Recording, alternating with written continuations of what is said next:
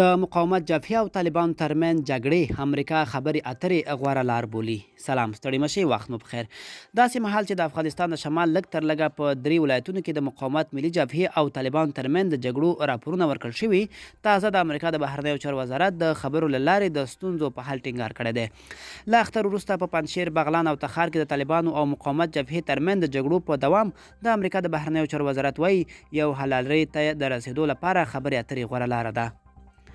د متحده ایالاتو د بهرنیو چارو وزارت وایان نیټ پرایس پرون د مقاومت جبهې او طالبانو ترمنځ د جګړې په اړه د یوې پوښتنې په ځواب کې وویل موږ په دې باور یو چې په افغانستان کې د ښځو او نجونو په ګډون د ټولو افغانانو د بشري حقونو د ساتنې او د دې لپاره تر ټولو ښه لار همه شموله خبرې دي.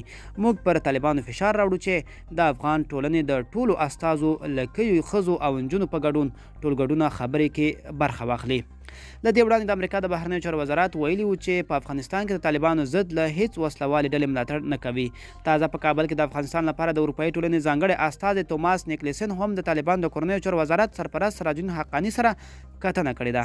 د نړۍ امنیت د افغانستان له امنیت سره تړلی بللی او ویلي دي چې هیڅ کله به د افغانستان له وسلوالو مخالفینو ملاتړ ونه کړي.